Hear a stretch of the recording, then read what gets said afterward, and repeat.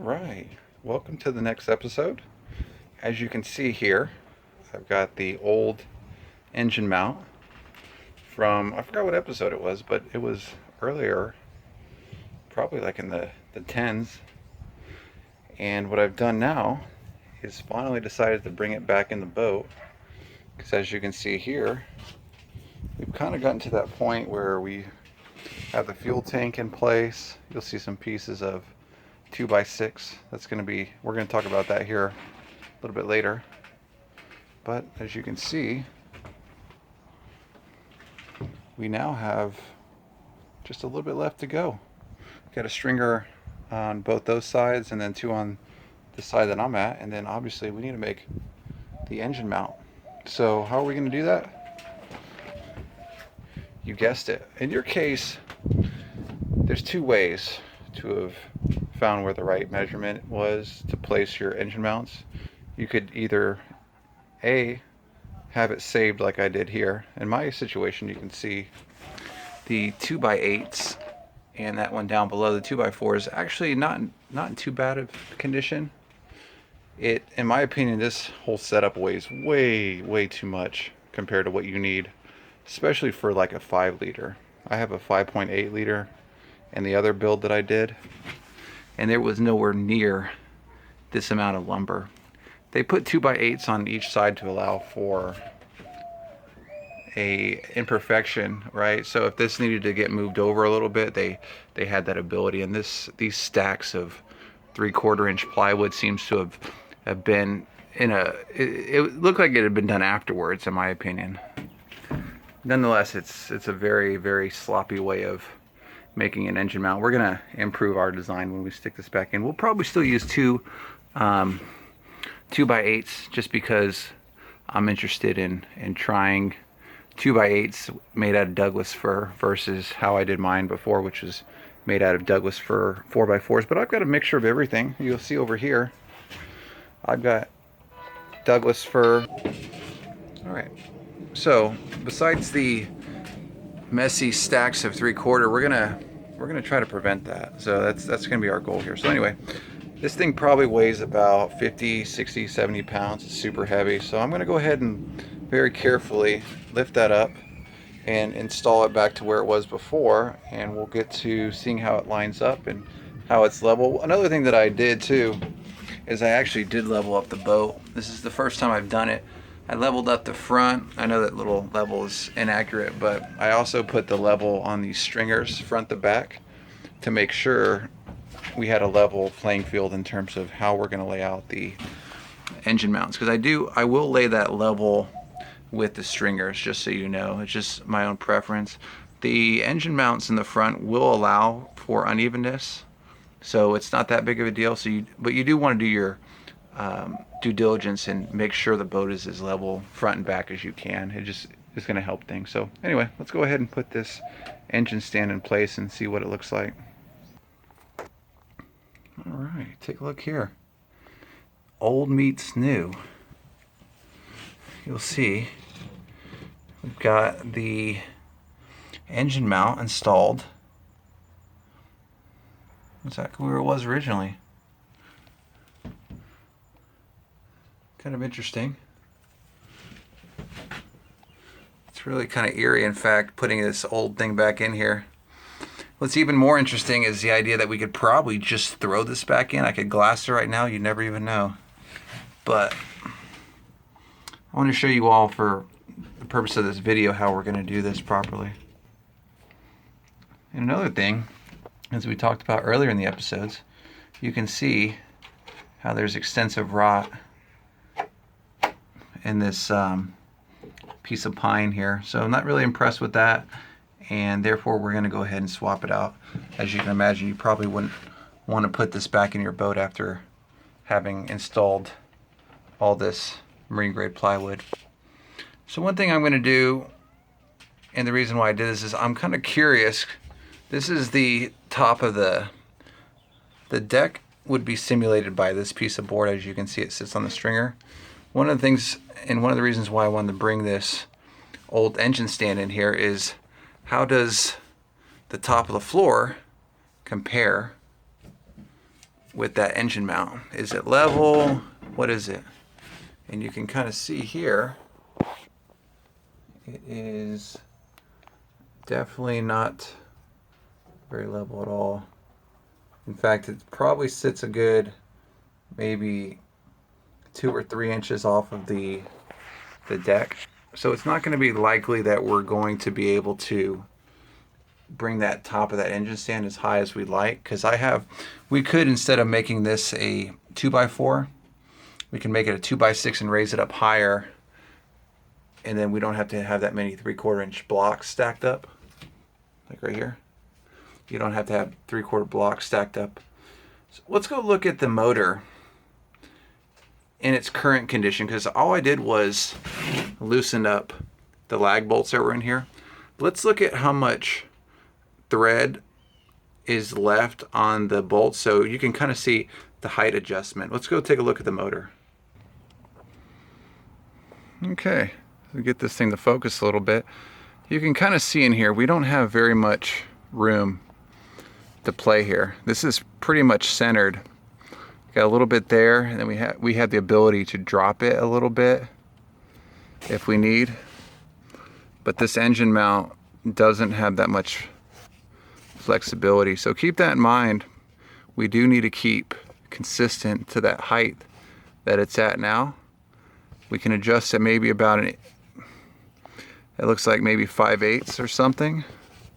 Maybe up here we've got maybe a 1/2 inch of play towards the top, and that's it. So we got to be super accurate in terms of that height as we're putting it back into the engine stand.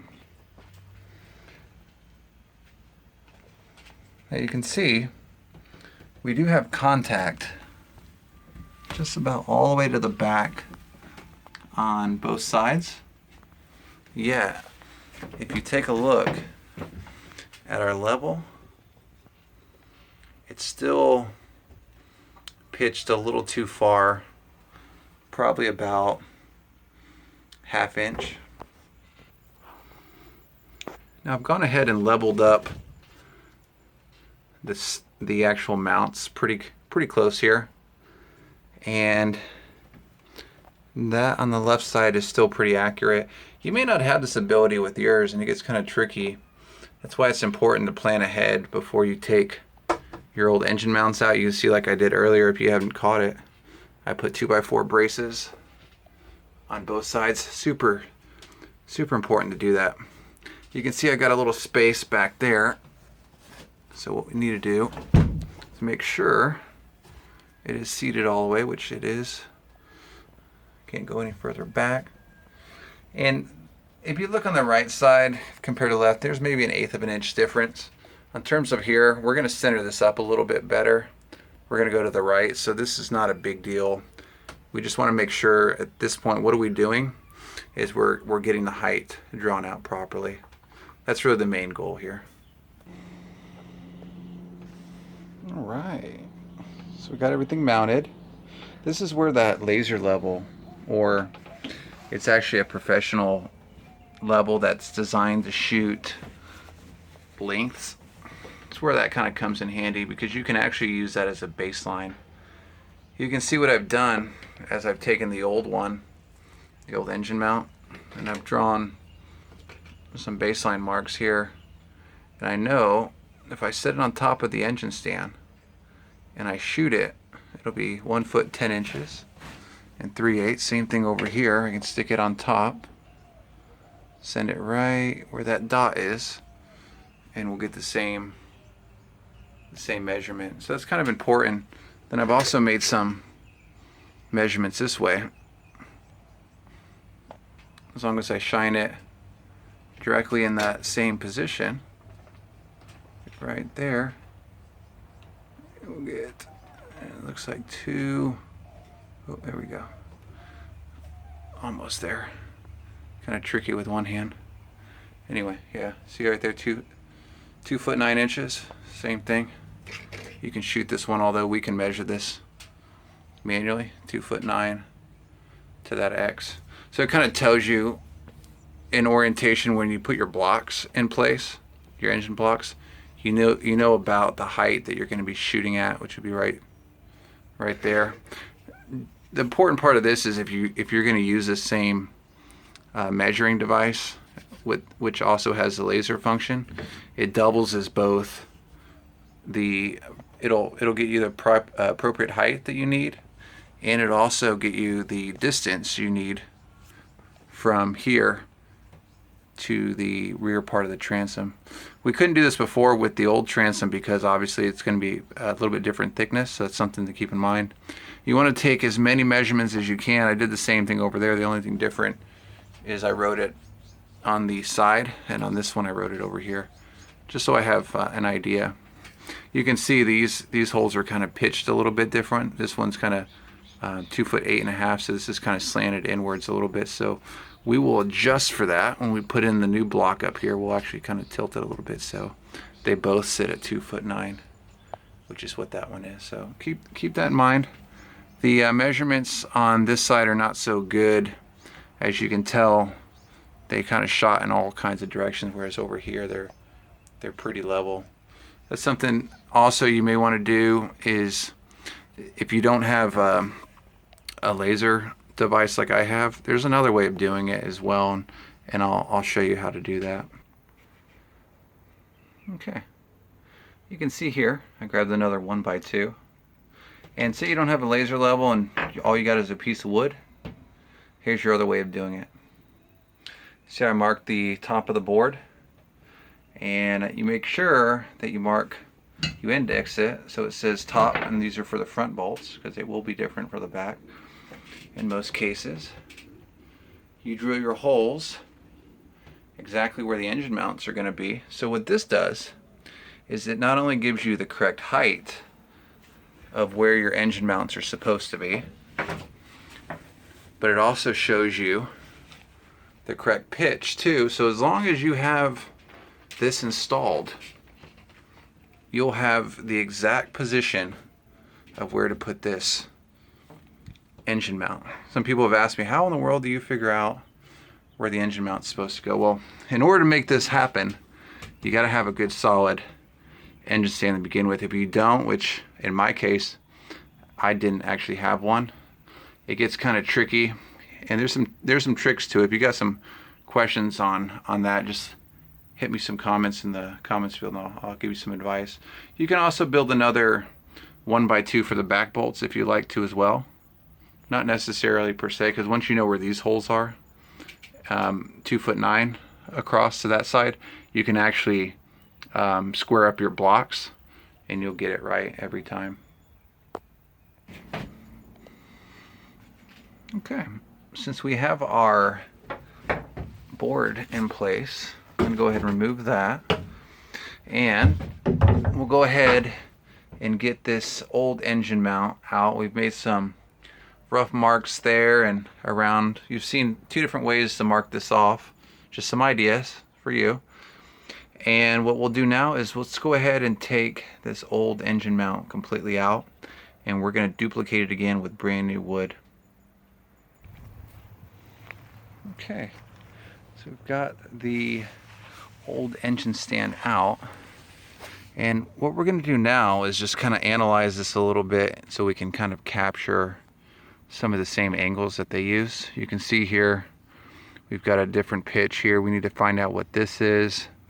We'll find out what the overall length of this one is. We do know this is and was a 2x8 that was mitered down, and we'll be able to duplicate that same type of cut as well, and that's to allow for the exhaust system. Whatever you do when you're working on this in your project, make sure you don't forget to allow for the engine stand, or sorry, the engine exhaust. If you do forget, you'll have it all glassed up. You'll actually go and set the motor in and find out, well, not the motor in, but you'll install the exhaust pipes, and you'll immediately find out that it won't fit. And you'll have to cut your glass, cut your gel coat if you're using polyester resin. It's an absolute mess, and you don't want to be in that position. So remember to mark in the back to cut reliefs out for your exhaust pipe. Okay, so you can see here this old, it looks like pine. I mean, this could be Douglas fir.